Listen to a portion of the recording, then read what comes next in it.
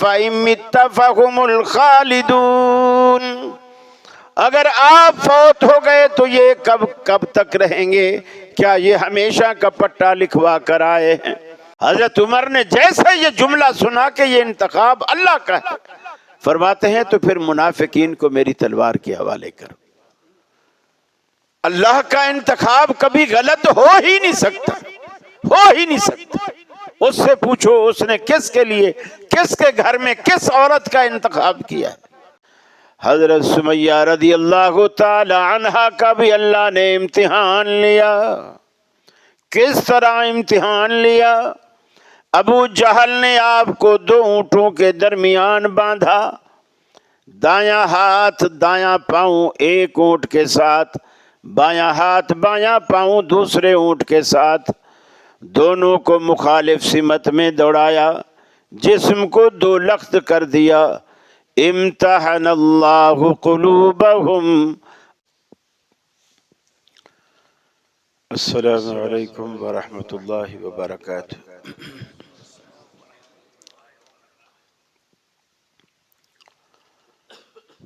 الحمد للہ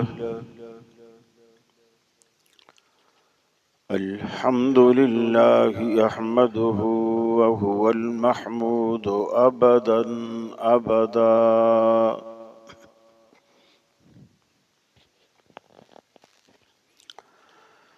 وأستعينه وهو المنعم المولى ونعم النصير مؤيدا، لا شريك له إلها واحدا أحدا فردا صمدا، وأشهد أن سيدنا وسندنا محمدا عبده ورسوله، نبي ما ضل وما غوى وما ينطق عن الهوى، فصلى الله عليه وبارك وسلم وعلى آله وصحابه وعلى آله وأصحابه وأزواجه صلاة دائما سرمدا، أما بعد فأعوذ بالله من الشيطان الرجيم، بسم الله الرحمن الرحيم،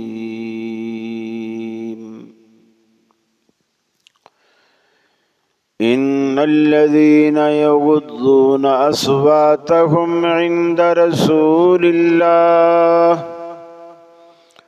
أولئك الذين امتحن الله قلوبهم للتقوى، لهم مغفرة وأجر عظيم۔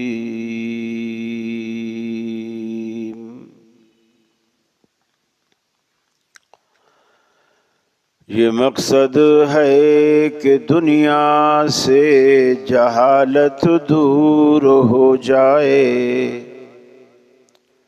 کلام اللہ سے مومن کا دل پر نور ہو جائے۔ یا الہی جب تک کہ میرے جسم میں جان رہے، تجھ پہ صدقے تیرے محبوب پہ قربان رہے، میں رہوں یا نہ رہوں پر دل کی ہے یہ دعا، دین احمد اور عزت قرآن رہے۔ الہی ہم میں پھر وہ صدیق سا ایمان پیدا کر، عمر فاروق سا کوئی جری انسان پیدا کر، رگے تحریک کٹ جائے دم عثمان پیدا کر، علی المرتضی شیر خدا کی آن پیدا کر۔ मुअज़्ज़िज़ उलमाए किराम, सियालकोट के मेरे अहले तौहीद मुस्लिम भाइयों, मेरे यूथ फोर्स के नौजवानों, मेरी मुस्लिम माँओं बहनों बेटियों,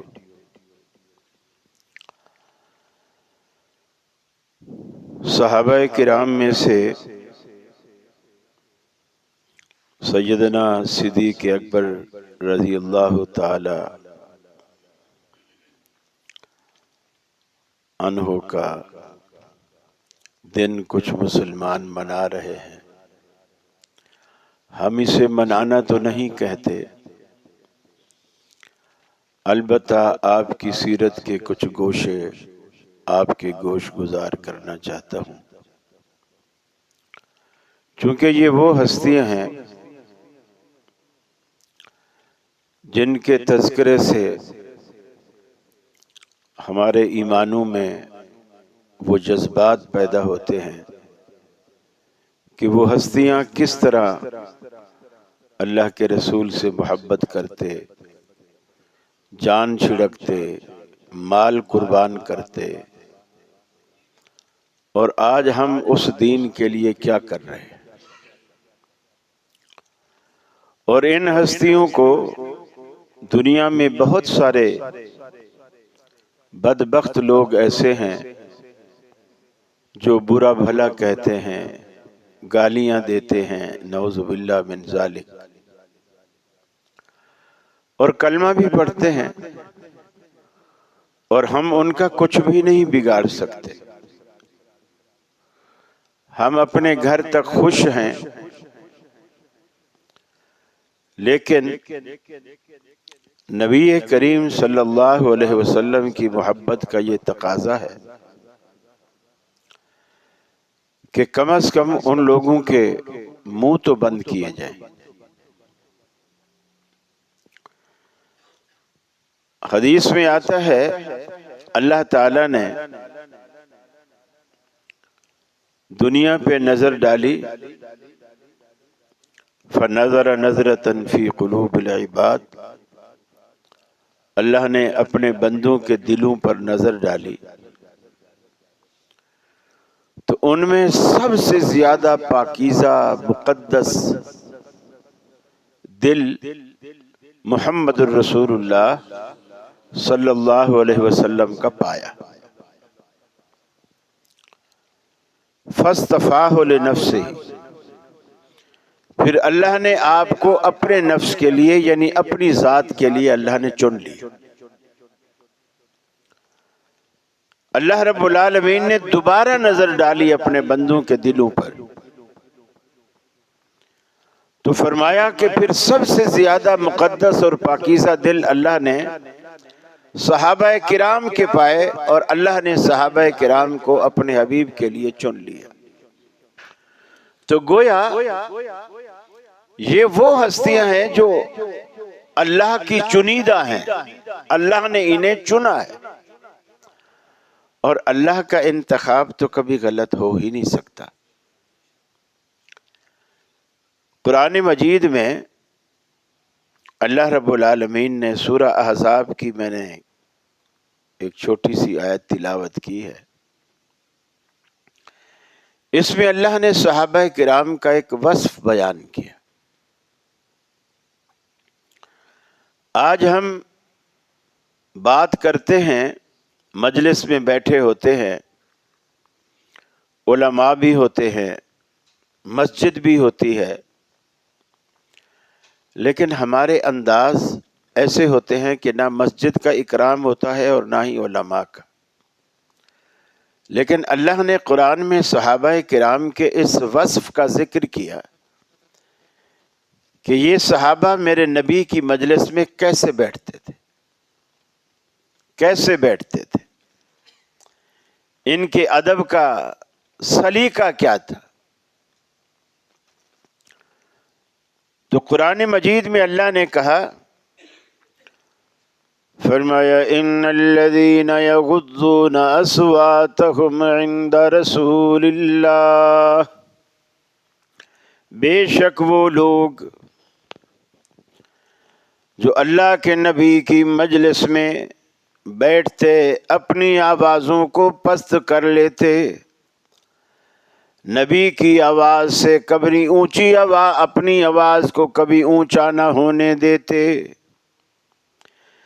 صرف دنیا کی زندگی میں نہیں بلکہ سارے معاملات میں، دنیاوی معاملہ ہو یا اخروی یا روحانی، جس طرح اپنی آواز کو نبی کی آواز سے پست کرتے، اپنی بات کو بھی نبی کی بات سے پست کرتے، اپنی ذات کو بھی نبی کی ذات سے پست کرتے۔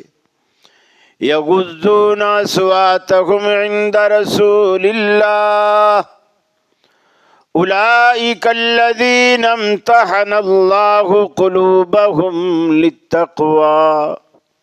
فرمایا یہ وہ لوگ ہیں اللہ رب العالمین نے ان کے دلوں کا امتحان لیا۔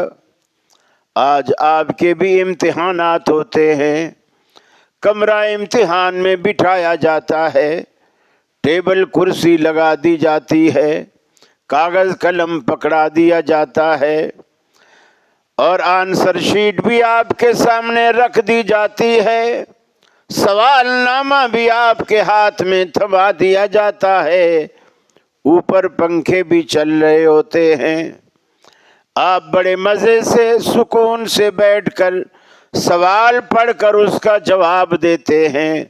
لیکن اللہ کہتا ہے ہم نے صحابہ کا امتحان ایسے نہیں لیا۔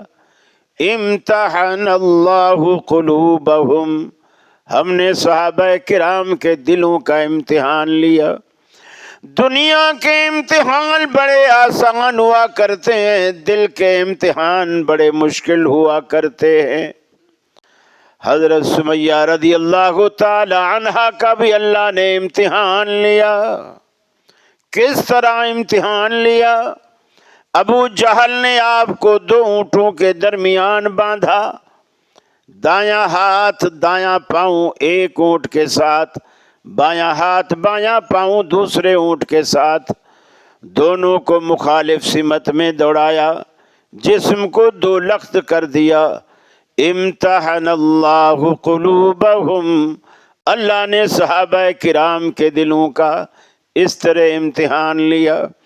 سیدنا بلال رضی اللہ تعالی عنہ کا بھی رب العالمین نے امتحان لیا۔ مکہ کے دہکتے انگاروں پر چت لٹا دیا جاتا، پتھر کی وزنی چاٹیاں اوپر رکھ دی جاتی، اور کمر سے رسنے والے پانی سے وہ انگارے بجھ جایا کرتے تھے، لیکن کلمہ توحید کو نہیں چھوڑا۔ امتحان اللہ قلوبہم، ہم نے صحابہ کرام کے دلوں کا اس طرح امتحان لیا۔ پھر فرمایا کہ ہم نے سیدنا خبیب رضی اللہ تعالی عنہ کا امتحان لیا۔ سولی پر لوگوں نے چڑھا دیا، اس سولی پر چڑھا کر کے بس نہیں ہوئے، تیر انداز چاروں طرف کھڑے کر کے پھر اس لٹکی ہوئی لاش کو تیروں کا نشانہ بنایا۔ امتحان اللہ قلوبہم، اللہ رب العالمین نے صحابہ کرام کے دلوں کا امتحان لیا۔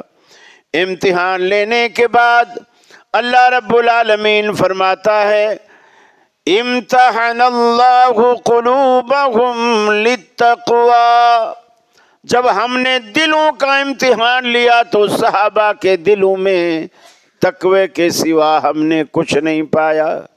تقوی ہی تقوی، اللہ کا ڈر، پرہیزگاری، نیکی کا جذبہ، گناہ سے بچنے کا مادہ، ہم نے یہ اوصاف صحابہ کرام کے دلوں میں پائے۔ پھر رب العالمین نے انعام کے طور پر فرمایا لہم مغفرۃ واجر عظیم، ان کے لیے بخشش ہی بخشش ہے اور اجر عظیم کا وعدہ جو اللہ رب العالمین نے ان کے لیے کر رکھا ہے۔ انہی میں سے سیدنا صدیق اکبر رضی اللہ تعالی عنہ بھی ایک ہے۔ قرآن کہتا ہے کہ الا تنصروہ فقد نصرہ اللہ اذ اخرجہ الذین کفروا ثانی اثنین اذ ہما فی الغار اذ یقول لصاحبہ لا تحزن۔ فرمایا تم ان کی، میرے حبیب کی مدد کرو یا نہ کرو، اللہ رب العالمین نے پہلے بھی مدد کی ہے تو اب بھی مدد کرے گا۔ فرمایا وہ وقت یاد کرو جب یہ دونوں صدیق اکبر بھی اور محمد الرسول اللہ صلی اللہ علیہ وسلم بھی غار کے اندر چھپے ہوئے ہیں، ہجرت والی رات کفار سے پناہ لینے کے لیے غار میں چھپ گئے، اور غار کے دہانے پر کفار تلاش کرتے کرتے غار کے دہانے پر پہنچ گئے۔ اللہ کے رسول بھی نیچے ہیں، ابوبکر صدیق بھی نیچے ہیں، اور وہ غار کے منہ پہ کھڑے ہیں، اور اللہ نے عقل پہ ایسے پردے ڈال دیے، جیسے کہتے ہیں نا کہ رب رکھے تو کون چکھے۔ اللہ نے ایسے پردے ڈال دیے، حالانکہ صدیق اکبر اللہ کے رسول سے کہتے ہیں یا رسول اللہ ان کے پاؤں نظر آ رہے ہیں، اگر یہ نیچے دیکھیں گے اپنے پاؤں کی طرف تو ہم انہیں نظر آ جائیں گے۔ لیکن رسول اللہ صلی اللہ علیہ وسلم بھی وہی دیکھ رہے تھے جو ابو بکر دیکھ رہا ہے، جو ابو بکر دیکھ رہا ہے اللہ کے رسول بھی وہی دیکھ رہے ہیں۔ اس کے باوجود رسول اللہ صلی اللہ علیہ وسلم فرماتے ہیں لا تحزن ان اللہ معنا، گھبرانے کی کوئی بات نہیں، اللہ ہمارے ساتھ۔ یہاں فرق دیکھیے، جب موسیٰ علیہ السلام فرعون کی دربار سے بھاگے نجومیوں کو لے کر، وہ جادوگروں کو لے کر جنہوں نے رسیوں کے سانپ بنائے تھے، اور جب ان کے سانپوں کو موسیٰ علیہ السلام کی لاٹھی سے بنا ہوا بڑا اژدہا ان کو کھا گیا، فوراً سارے جادوگر خروا لہ سجدا، سارے سجدے میں گر گئے اور کہنے لگے یہ تو کوئی سچا ہے، چونکہ جادو کی بنائی ہوئی چیز دوسرے جادو کی چیز کو نہیں کھاتی، چونکہ وہ حقیقت ہوتی ہی نہیں۔ سحروا اعین الناس، وہ لوگوں کی نظروں پر ایسا جادو کر دیا جاتا ہے کہ رسیاں ان کو سانپ نظر آنے لگی، حقیقتاً رسیاں ہی تھی، لیکن جو عصا موسیٰ علیہ السلام نے ڈالا وہ حقیقتاً ہی اژدہا بن گیا۔ وہ یہ نہیں تھا کہ وہ لاٹھی ان کی آنکھوں پر جادو کر دیا گیا، نہیں، اللہ کی طرف سے جو اعجاز تھا حقیقتاً اژدہا بن گیا اور ان کی ساری رسیوں کو کھا گیا۔ سارے جادوگر سجدے میں گر گئے، موسیٰ علیہ السلام لے کر ان کو چلے، جب آگے دریا کے پاس پہنچے، تیرنا یہ نہیں جانتے، کشتی ان کے پاس نہیں ہے، اور جادوگر ظاہر بات ہے ابھی نئے نئے مسلمان ہوئے، ابھی کچھ پڑھا بھی نہیں، کچھ سیکھا بھی نہیں، ابھی ایمان قبول کیا اور موسیٰ علیہ السلام کے ساتھ چل پڑے۔ جیسے دریا پر پہنچے آگے جا نہیں سکتے، اتنے میں پیچھے فرعون کو پتہ چلا تو وہ بھی اپنا لو لشکر لے کر گھوڑے پر سوار ہو کر وہ بھی آ گیا۔ اب ان کے پاس جانے کا کوئی راستہ نہیں، نہ آگے اور نہ پیچھے۔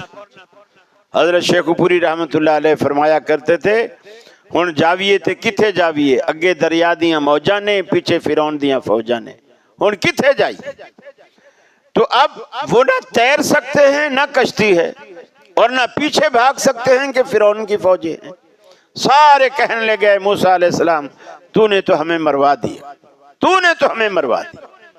اس وقت موسیٰ علیہ السلام نے جو جملہ کہا رسول اللہ کے جملے سے بالکل مختلف۔ موسیٰ علیہ السلام نے جملہ کہا کہ ان کلا ان معی ربی، ہرگز نہیں، میرے ساتھ میرا رب ہے، تمہارے ساتھ نہیں ہے، میرے ساتھ میرا رب ہے۔ لیکن رسول اللہ صلی اللہ علیہ وسلم نے کیا فرمایا؟ لا تحزن ان اللہ معنا، ابو بکر گھبرائیے نہیں، ہمارے ساتھ اللہ ہے۔ گویا آپ نے اللہ کی نصرت و تائید میں ابو بکر کو بھی شامل کیا کہ ہمارے ساتھ اللہ ہے۔ موسیٰ علیہ السلام نے جادوگروں کو نکالا اور کہا اِنَّ مَعِیَ رَبِّی، میرے ساتھ اللہ ہے۔ تو گویا جس ہستی کو نصرت خداوندی میں اللہ کے رسول نے شامل کیا ہے، یہ بدبخت اس کو نکال سکتے ہیں؟ اللہ نے ان کو برگزیدہ بنایا، یہ رتبہ دیا۔ پھر دیکھیے کہتے ہیں کہ جی لوگوں نے چناؤ کیا، ابو بکر کا چناؤ کر لیا، اور اہل بیت کے نعوذ باللہ یہ لوگ مخالف تھے اور اہل بیت حضرت علی کا حق بنتا تھا خلافت، سقیفہ بنو سعدہ میں جو ہے حضرت علی کا آپ نے اعلان کر دیا تھا۔ اگر یہ اعلان اللہ کے رسول نے پہلے کر دیا تھا سقیفہ بنو سعدہ میں، اگر یہ اعلان ہو گیا تھا کہ علی خلیفہ ہیں، تو جس دن اللہ کے رسول فوت ہوتے ہیں اس سے چند لمحے پہلے حضرت عمر پر یہ اعتراض کس لیے کیا جاتا ہے کہ رسول اللہ نے کہا کہ لاؤ مجھے کاغذ قلم پکڑاؤ میں تمہیں کچھ لکھ دوں۔ وہ لوگ کہتے ہیں کہ آپ لکھنا چاہتے تھے کہ میرے بعد خلافت کس کا حق ہے، اور حضرت عمر سمجھ گئے تھے کہ یہ خلافت لکھیں گے اور پتہ نہیں کس کے نام لکھیں گے، یا علی کے نام ہی لکھیں گے، پھر تو ہم سارے محروم رہ جائیں گے، اس لیے انہوں نے کاغذ قلم لانے سے انکار کری۔ دیکھیے پہلی بات، حضرت عمر کے پاس کاغذ قلم نہیں رہتا تھا، کاغذ قلم حضرت علی کے پاس رہتا تھا۔ دوسری بات، اللہ کے رسول نے یہ نہیں کہا کہ عمر کاغذ قلم لے کر آؤ، آپ نے جو مجمع بیٹھا ہے سب سے کہا کہ کاغذ قلم لے کر دو۔ اگر عمر نہیں لائے تو حضرت علی کیوں نہیں لائے؟ وہ لے کر چلے آتے، وہ بھی تو نہیں لائے نا۔ پھر آپ نے اگر یہ فیصلہ کر ہی دیا تھا سارا، تو پھر نبی کریم صلی اللہ علیہ وسلم جب آخری بیماری میں ہیں اور آپ سے پوچھا جاتا ہے کہ اللہ کے رسول مسجد نبوی صحابہ سے بھری پڑی ہے اور آپ آئیں اور امامت فرمائیں، نبی کریم غشی کا ایسا دورہ پڑ رہا ہے، آپ کو بخار سے تپ رہے، چونکہ حدیث میں آتا ہے آپ نے فرمایا جتنا تم لوگوں کو بخار ہوتا ہے نبی کو اس سے ڈبل ہوتا ہے، یعنی اگر ہمارا آخری سٹیج 105 106 تک اگر چلا جاتا ہے تو رسول اللہ صلی اللہ علیہ وسلم نے فرمایا مجھے ڈبل ہوتا ہے، یعنی 212 یا 210۔ اب آپ اس کا اندازہ لگائیے، اس بخار میں آپ تپ رہے ہیں۔ صحابہ سے کہا مجھ پہ ٹھنڈے پانی کے مشکیزے ڈالو، لوگوں نے ٹھنڈے پانی کے مشکیزے ڈالے، آپ تھوڑا ہوش میں آئے، آپ کو اٹھایا گیا لیکن پاؤں پھر لڑکھڑائے اور آپ پھر واپس چارپائی پہ گر گئے۔ پھر آپ نے جب تھوڑا ہوش آیا، صحابہ نے کہا یا رسول اللہ مسجد نبوی بھری پڑی ہے، آپ کا انتظار کر رہے ہیں، آپ نماز پڑھائیے۔ آپ نے اب فرمایا مرو ابا بکر فلیصلی بالناس، ابو بکر سے کہو کہ لوگوں کو نماز پڑھائے۔ حالانکہ مسجد کے اندر، گھر کے اندر حضرت علی موجود ہیں، حضرت عباس موجود ہیں، حضرت فضیل موجود ہیں، حضرت عقیل موجود ہیں جو سیدنا علی المرتضیٰ کے بھائی ہیں، آپ کے چچا عباس بھی موجود ہیں، لیکن آپ کہتے ہیں مرو ابا بکر فلیصلی بالناس، ابو بکر سے کہو کہ لوگوں کو نماز پڑھائے۔ حضرت علی کے ہوتے ہوئے یہ لوگوں نے انتخاب تو نہیں کیا ابو بکر صدیق کا، یہ انتخاب رسول اللہ کا اپنا ہے۔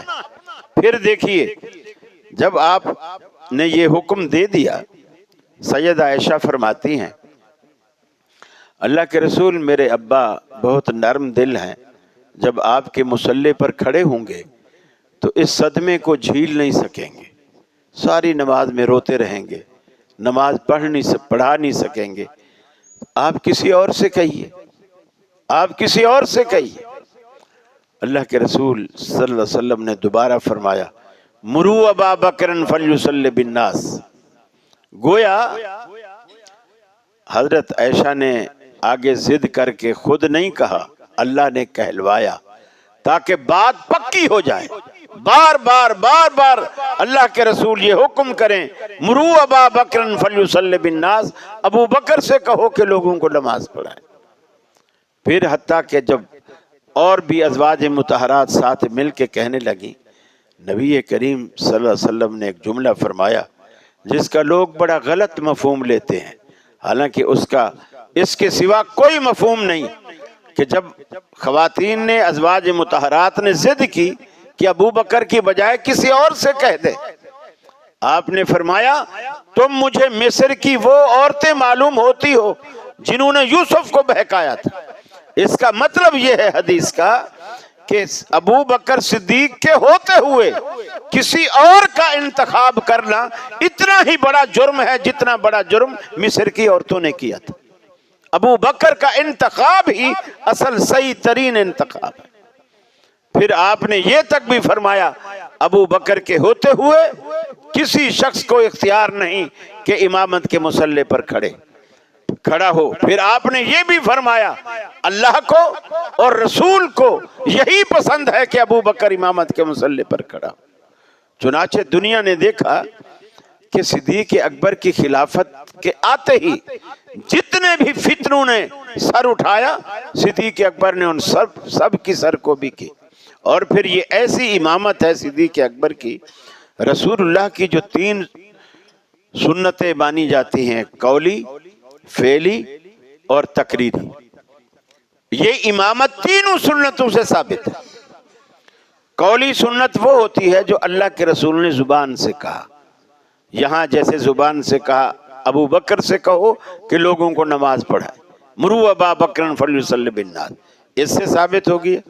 فعلی سنت یہ ہوتی ہے کہ آپ نے عملی طور پر اس چیز کو کیا ہو، اور عملی طور پر آپ نے کیسے کیا؟ جن دنوں میں آپ بیمار ہیں، ابو بکر مصلی پر ہیں، ایک دن آپ کی طبیعت سنبھلی، وفات سے ایک دن پہلے کی بات، آپ کی طبیعت سنبھلی، آپ نے حضرت علی، حضرت عباس ان دونوں سے کہا میرے کندھوں سے مجھے پکڑ کے مجھے اٹھاؤ۔ یہ لوگ دونوں پکڑ کر آپ کو لائے مسجد کے اندر، اور آپ کے پاؤں لٹکے ہوئے تھے اور آپ کا وزن علی اور عباس کے کندھوں پر تھا، اور آپ مسجد میں داخل ہوئے۔ صحابہ نے اپنی رانوں پر تھپڑے مار کے ابو بکر صدیق کو آگاہ کرنے کی کوشش کی کہ اللہ کے رسول تشریف لے آئیں۔ ویسے تو انہوں نے بھی آپ کی خوشبو سے بھانپ لیا تھا، وہ پیچھے ہٹنے لگے۔ آپ نے کہا مہ مہ یا ابا بکر، ابو بکر رکو رکو، اپنی جگہ کھڑے رہو۔ رسول اللہ صلی اللہ علیہ وسلم ابو بکر کے بائیں طرف، جدھر جب 2 آدمی نماز پڑھیں تو امام مقتدی کے بائیں جانب ہوتا ہے اور مقتدی امام کے دائیں جانب ہوتا ہے۔ رسول اللہ صلی اللہ علیہ وسلم نے آ کر کے ابو بکر کی بائیں جانب آ کر کے بیٹھ گئے، گویا آپ ابو بکر کے امام تھے اور ابو بکر باقی صحابہ کے امام تھے۔ آپ نے عملی طور پر صحابہ کرام پر یہ ظاہر کر دیا کہ میں نے بھی مانا ہے کہ ابو بکر تمہارا امام ہے۔ فعلی طور پر بھی آپ نے مانا ابو بکر کے پہلو میں بیٹھ کر۔ اور تقریری سنت کیا ہے؟ بالکل وفات والے دن، آخری دن وفات والا دن ہے، اس دن فجر کی نماز ابو بکر صدیق پڑھا رہے۔ رسول اللہ صلی اللہ علیہ وسلم کو تھوڑا افاقہ ہوا، آپ اپنی وہ جو ونڈو تھی حضرت عائشہ کے حجرے سے مسجد کی طرف کھلتی تھی، اس میں ہر وقت پردہ ڈلا رہتا تھا، آپ وہیں سے اندر آتے جاتے تھے مسجد میں۔ پردے کو ہٹایا، صحابہ کو اب بھی گمان ہوا کہ آپ شاید اندر آنے لگے۔ صحابہ کہتے ہیں ہم نے ترچھی نظروں سے رسول اللہ صلی اللہ علیہ وسلم کے روح زیبا کو دیکھنے کی کوشش کی۔ آپ نے پردہ ہٹایا، دیکھا، کچھ دیر تک رکے رہے، گویا آپ نے یہ بھی دیکھا کہ میں نے جس ہستی کے پیچھے ان لوگوں کو مقرر کیا ہے، آیا وہ لوگ اس کے پیچھے کھڑے ہیں یا نہیں۔ چنانچہ آپ کچھ دیر رکے رہے، دیکھتے رہے، ابو بکر نماز پڑھاتا رہا اور پھر آپ واپس چلے گئے۔ اور اس کے بعد پھر صحابہ کرام نے رسول اللہ صلی اللہ علیہ وسلم کو کبھی مسجد میں یا حجرے میں پھر نہیں دیکھا۔ یہ آپ کا آخری دن تھا۔ یہ تقریری حدیث سے بھی ثابت ہو گیا کہ آپ نے دیکھا اور پسند فرمایا، نکیر نہیں کی، پسند فرمایا۔ تینوں سنتوں سے ابو بکر صدیق رضی اللہ تعالیٰ عنہ کی امامت ثابت ہے۔ اور یہ دشمن اس وقت بھی، صدیقی گھرانے کے بھی دشمن، صدیق کی بیٹی کے بھی دشمن، طرح طرح کے الزامات، طرح طرح کی الزام تراشیاں انہوں نے لگائی، حتیٰ کہ سیدہ عائشہ صدیقہ رضی اللہ تعالی عنہا جب بنی مستلق کے غزوے سے واپسی پر واپس آئیں، اللہ اکبر، اللہ کے رسول مدینے آ گئے۔ ایک جگہ راستے میں جہاں آپ نے پڑاؤ کیا، حضرت عائشہ فرماتی ہیں اس وقت میرا وزن بہت ہی ہلکا تھا، جیسے کم عمر لڑکیوں کا ہوتا ہے، ہودج وزنی تھے۔ ہودج اٹھا کر اونٹ پہ رکھنے والوں کو یہ پتہ نہیں چلا کہ میں اندر ہوں یا ہودج خالی ہے، چونکہ اوپر سے پردہ تھا۔ اندر کوئی ہے یا نہیں یہ معلوم نہیں ہوا، خالی ہودج اونٹ پہ رکھا اور چل پڑے۔ میں جب رفع حاجت سے واپس آئی، میرا ہار بھی ایک گم ہو گیا تھا، میں اسے ڈھونڈنے لگی، مجھے دیر ہو گئی، میں نے دیکھا کہ قافلہ جا چکا ہے۔ اب میں نے جو عقل سے فیصلہ کیا وہ یہی کیا کہ اب قافلے کے پیچھے رات کو اکیلی عورت ذات کا بھاگنا مناسب نہیں ہے، میں یہیں بیٹھ جاتی ہوں، اس لیے کہ جب بھی اللہ کے رسول کو پتہ چلے گا کہ میں ہودج میں نہیں ہوں، وہ مجھے تلاش کرنے کے لیے ادھر ہی آئیں گے، وہ ادھر ہی آئیں گے۔ میں وہیں بیٹھ گئی۔ کہتی ہیں کہ میں بیٹھی رہی درخت کا سہارا لے کر، گرمی کا موسم تھا، دوپٹہ میرے چہرے پر تھا اور میری آنکھ لگ گئی۔ جیسے میری آنکھ لگی، رسول اللہ صلی اللہ علیہ وسلم ایک ردیف قافلہ رکھا کرتے تھے جو قافلے سے کافی پیچھے ہوتا تھا، میل 2 میل پیچھے ہوتا تھا، اور وہ قافلے کی کوئی گری پڑی چیز ہوتی راستے میں تو وہ اس کو اٹھاتا آتا تھا۔ فرماتی ہیں کہ جب وہ ردیف قافلہ وہاں آیا درخت کے سامنے، اس نے مجھے دیکھا۔ حضرت عائشہ فرماتی ہے مجھے پردے کے احکامات نازل ہونے سے پہلے اس نے دیکھ رکھا تھا، اور دیکھتے ہی پہچان گیا کہ میں عائشہ ہوں، اور اس نے کہا انا للہ و انا الیہ راجعون۔ اور میں نے جیسے انا للہ کی آواز سنی، میری آنکھ کھل گئی۔ میں نے سب سے پہلے اپنا چہرہ ڈھانپا، اس نے اپنا اونٹ بٹھایا اور مجھے اونٹ پر سوار کیا اور خود مہار پکڑ کے پیدل چلتا رہا۔ سارا راستہ ہماری کوئی بات نہیں۔ میں جب مدینے میں پہنچی، میں نے دیکھا کہ اللہ کے رسول کے تیور بالکل بدلے ہوئے ہیں، وہ لطافت، وہ پیار، وہ محبت، وہ چیز مجھے نظر نہیں آ رہی جو میں آج کے واقعے سے پہلے دیکھتی تھی، اور مجھے پتہ بھی نہیں کہ ایسا کیوں ہے۔ منافقین نے بہت ایک طوفان بدتمیزی کھڑا کر دیا سیدہ عائشہ کے خلاف۔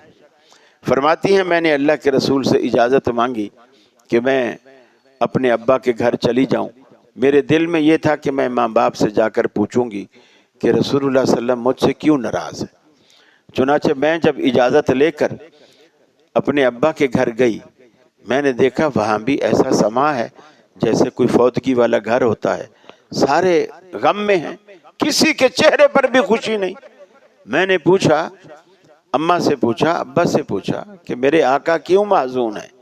انہوں نے کہا ہم کب خوش ہیں، ہم بھی، لیکن مجھے کوئی بات بتا ہی نہیں رہا۔ ایک دن فرماتی ہیں کہ ام مستہ میرے ساتھ باہر حوائج ضروریہ کے لیے گئیں، جب واپس آئیں ان کا پاؤں پھسلا، تو پھسلتے وقت جیسے کوئی پاؤں پھسلتے وقت کہتے ہیں کہ بھی بسم اللہ پڑھ لیتا ہے، کوئی جملہ اس کا تقیہ کلام ہوتا ہے وہ منہ سے نکال لیتا ہے، اس نے اپنے بیٹے کو کوسنا دیا، ام مستہ نے مستہ کو کوسنا دیا کہ مستہ برباد ہو جائے۔ تو حضرت عائشہ نے کہا کہ کیوں تو اپنے بیٹے کو اس طرح برا بھلا کہہ رہے؟ بولے تجھے نہیں پتا کس طرح مدینے میں طوفان بدتمیزی شامل کھڑا کیا ہوا ہے اور یہ بھی اس میں شامل ہے۔ پھر حضرت عائشہ کو پتا چلا کہ اللہ کے رسول اس لیے ناراض ہے کہ منافقین نے ایک تہمت لگا رکھی۔ اب اللہ کے حبیب، اب آپ دیکھیے، دنیا کہتی ہے جی اللہ کا نبی ساری دنیا کے حالات کو جانتا ہے، غیب کو جانتا ہے، پوری دنیا ان کے سامنے ہتھیلی پر ایسے ہے جیسے رائی کا دانہ، لیکن گھر والی پر الزام لگا ہے آپ کو نہیں معلوم، آپ کو نہیں معلوم کہ منافق جھوٹے ہیں، آپ اللہ کی وحی کا انتظار کر رہے ہیں، پھر وحی میں تاخیر ہو گئی، پورے 40 دن لگ گئے، آپ اتنے پریشان ہیں، ایک ایک سے مشورہ کرتے ہیں۔ صحابہ سے مشورے کیے، حضرت عائشہ کی سہیلیوں سے مشورے کیے، سب نے کہا کہ ہم نے عائشہ میں اس غفلت کے سوا کہ آٹا گوندھ کے رکھ دیتی ہے کبھی کبھی اور پڑوسن کی بکری آتی ہے آٹا کھا جاتی ہے، یہ غفلت تو ہم نے اس میں دیکھی، لیکن دامن میں کوئی داغ، کوئی دھبا، یہ ہم نہیں کہہ سکتی، اور نہ ہمیں یہ توقع ہے کہ عائشہ ایسی ہو سکتی۔ حتیٰ کہ اللہ کے رسول نے حضرت علی سے مشورہ کیا، سیدنا علی المرتضیٰ نے کہا اللہ کے رسول آپ کیوں پریشان ہوتے، آپ کو کوئی بیویوں کی کمی ہے؟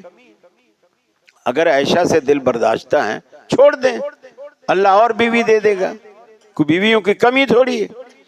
آپ نے پھر حضرت عمر فاروق سے پوچھا، فاروق بتاؤ تمہاری کیا رائے ہے، میں بہت پریشان ہوں۔ فاروق اعظم تو پھر فاروق اعظم ہے، انہوں نے کہا اللہ کے رسول پہلے میرے ایک سوال کا جواب دیجئے کہ عائشہ کو آپ کی بیوی بنا کر آپ کے گھر میں لانے والا کون ہے؟ رسول اللہ صلی اللہ علیہ وسلم نے منہ سے تو کچھ نہیں بولا، انگلی آسمان کی طرف اٹھا دی کہ یہ فیصلہ تو رب کا ہے۔ چونکہ بخاری شریف میں آتا ہے کہ جبریل امین 2 دفعہ حضرت عائشہ کی شبیہ کو سبز رنگ کے ریشمی غلاف میں لپیٹ کر اللہ کے رسول کو دکھایا، غلاف ہٹا کر دکھایا، تصویر دکھائی اور کہا کہ یہ آپ کی بیوی بننے والی۔ آپ نے فرمایا اگر اللہ کا فیصلہ ہے تو انشاءاللہ ضرور ہوگا۔ 2 دفعہ گویا یہ انتخاب اللہ کا تھا۔ حضرت عمر نے جیسے یہ جملہ سنا کہ یہ انتخاب اللہ کا ہے، فرماتے ہیں تو پھر منافقین کو میری تلوار کے حوالے کرو۔ اللہ کا انتخاب کبھی غلط ہو ہی نہیں سکتا، ہو ہی نہیں سکتا۔ اس سے پوچھو اس نے کس کے لیے، کس کے گھر میں کس عورت کا انتخاب کیا ہے۔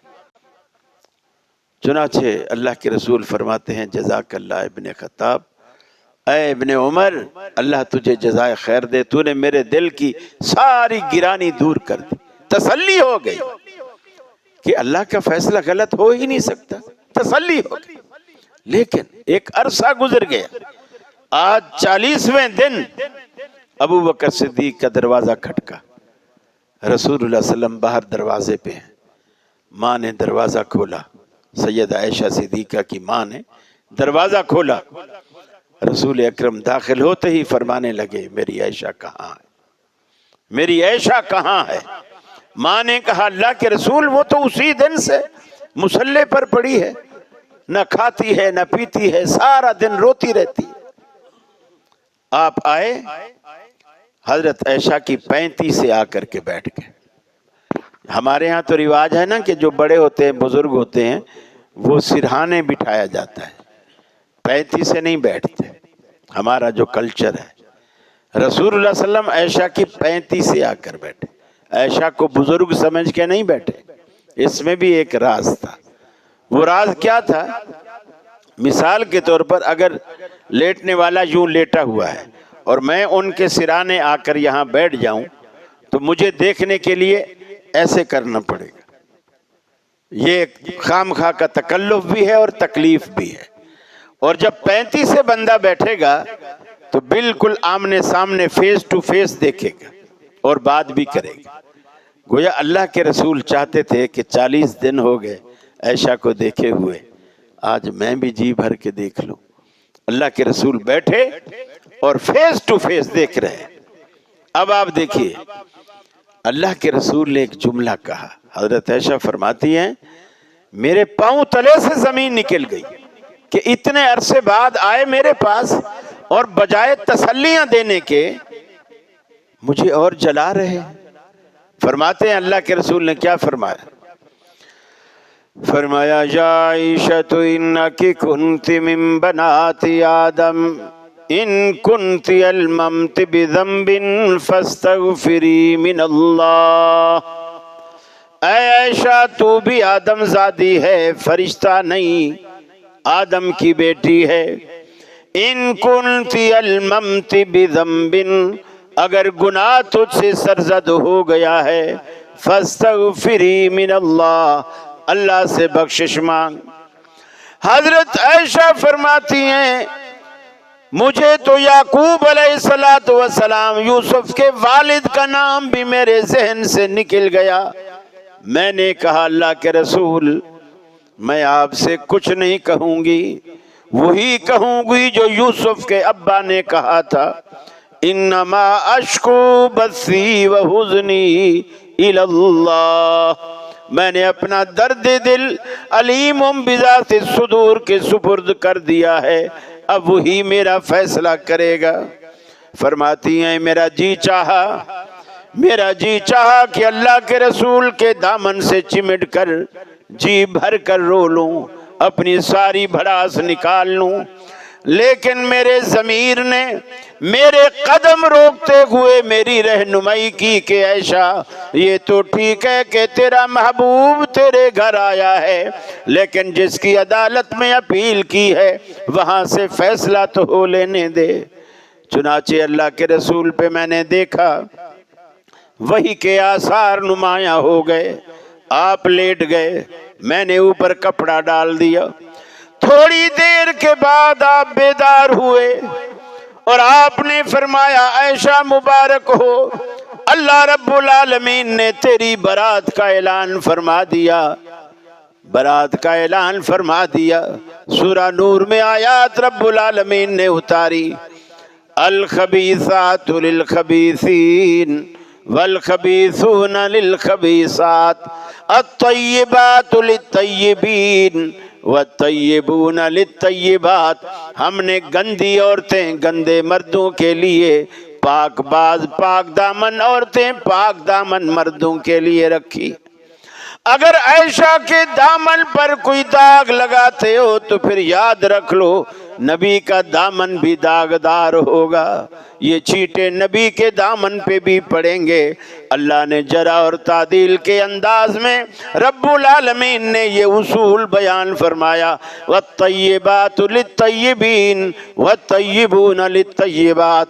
اگر اللہ کا رسول کا دامن پاک ہے، اللہ کے رسول کی ہستی مقدس ہے، تو پھر عائشہ کا دامن بھی بے داغ ہے، ماننا پڑے گا۔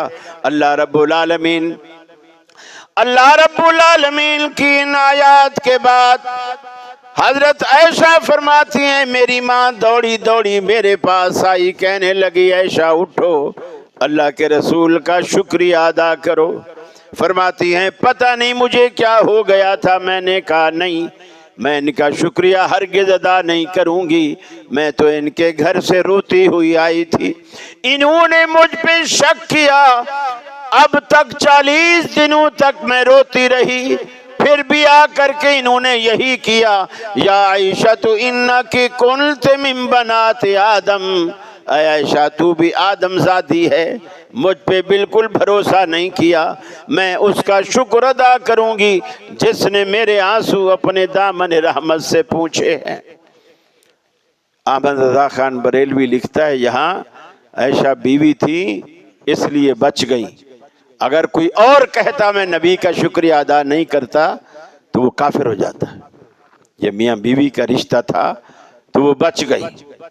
دیکھیے اللہ رب العالمین انصاف کرنے والا ہے، انصاف کرتا ہے۔ صدیقی گھرانے نے شروع سے یہ مصائب، یہ آلام، یہ مصیبتیں، یہ پریشانیاں دیکھی ہیں، ایسے ثابت قدم رہے۔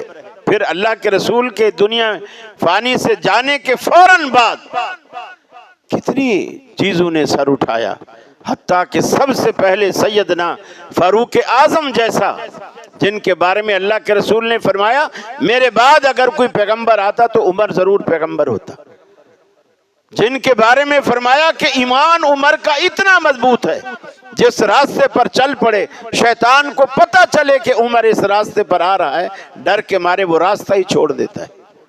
وہ عمر رسول اللہ صلی اللہ علیہ وسلم کی وفات کے بعد مسجد نبوی میں کھڑا ہے، صحابہ جمع ہیں، تلوار نکالی اور کہا خبردار، کسی نے کہا حضور فوت ہو گئے تو میں گردن اڑاؤں گا، میں گردن اڑاؤں گا، گویا وہ اب یہ نظریہ بنا چکے ہیں نبی فوت ہی نہیں ہوتے، نبی فوت ہی نہیں ہوتے۔ صدیق اکبر رضی اللہ تعالیٰ عنہ آئے، پہلے بیٹی کے گھر گئے، اللہ کے نبی کی پیشانی چومی، پھر مسجد نبوی میں آئے، عمر سے کہا عمر اجلس یا عمر، عمر بیٹھ جاؤ، 3 دفعہ کہا نہیں بیٹھے۔ صدیق اکبر سیدھا ممبر پہ چڑھ گئے، ممبر پہ چڑھ گئے اور صدیق اکبر نے خطبہ دیا، پہلا جملہ یہ کہا حضرت عمر کے جملے کے بالکل مخالف۔ حضرت عمر کہتے ہیں نبی فوت نہیں ہوئے، حضرت ابوبکر صدیق نے پہلا جملہ یہ کہا، فرمایا من کان یعبد محمدا فإن محمدا قد مات، جو شخص محمد عربی کی پوجا کیا کرتا تھا وہ سن لے اس کا معبود آج فوت ہو گیا۔ वमन कान याबुदुल्लाह फ़इन्नल्लाह हय्युन ला यमूत, और कोई अल्लाह की इबादत करता था वो सुन ले उसका माबूदा जिंदा है, ऐसा जिंदा है ला यमूत, उसको कभी भी उसको मौत नहीं आ सकती। किसी सूरत भी ऐसा जिंदा है कि उस पर मौत का इतलाक नहीं होने वाला। अब मैं एक बात आपको समझाता चलूं, मौलवी दुनिया को कितना गुमराह करते हैं। अहले हदीस का नुक्ता नजर भी आप समझते जाइए। मैं फिर अपनी बात को खत्म करूंगा।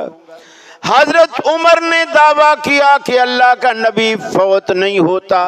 सिद्दीक अकबर ने दावा किया कि अल्लाह के रसूल फौत हो गए।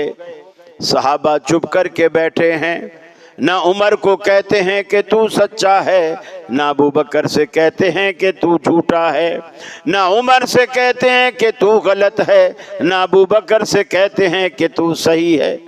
ना उमर की तायीद करते हैं, ना अबू बकर की तायीद करते हैं, चुप करके बैठे। मैं आपसे पूछता हूँ, सहाबा भरी मजलिस में दोनों के मुतज़ाद दावे सुनने के बाद चुप क्यों है? क्यों चुप है? क्या वजह हो सकती है? थोड़ा अपने ज़हन के घोड़े दौड़ाइए। क्या वजह हो सकती है कि सहाबा ना तो उमर को सही कहते हैं, ना अबू बकर को सही कहते हैं, ना उमर को गलत कहते हैं, ना अबू बकर को गलत कहते हैं, चुप करके बैठे हुए, तायीद नहीं करते किसी की। क्यों नहीं करते? थोड़ा सा ज़हन पे जोर दीजिए ताकि बात मुझे भी समझाने में आसानी। नहीं समझ आई? बचपन में हम पहेलियां बुझवाया करते थे, फिर हम कहते थे हार मानी, फिर वो कहते थे हाँ, तो फिर हम बताते थे आपने भी हार मान ली जी? नहीं। सहाबा किराम का एक मिजाज था, सुनी सुनाई पे यकीन नहीं करते थे। दोनों ने अभी तक दावे किए हैं, दलील किसी ने नहीं दी। हजरत उमर ने कहा नबी फौत नहीं हुआ, लेकिन दलील नहीं दी। हजरत अबू बकर ने कहा फौत हो गए, लेकिन दलील नहीं दी। सहाबा दलील को माना करते थे। ये जो अहले हदीस का मनहज है वो ये मनहज है, दलील को माना करते थे। अब अबू बकर सिद्दीक ने अपने दावे के दलाइल देने शुरू किए। फरमाया वमा मुहम्मदुन इल्ला रसूल कद खलत मिन क़ब्लिहिर रुसूल अफ़इन माता औ क़ुतिला इनक़लबतुम अला आक़ाबिकुम। मुहम्मद अरबी सल्लल्लाहु अलैहि वसल्लम भी एक रसूल हैं। आपसे पहले भी रसूल दुनिया में आए चले गए। आपसे पहले जितने अंबिया आते रहे जाते रहे।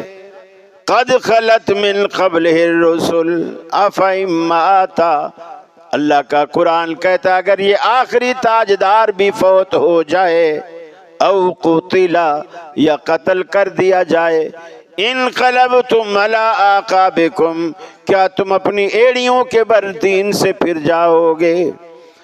दूसरी दलील दी कि अल्लाह कुरान में कहता है इन्नका मय्यितुन व इन्नहुम मय्यितून।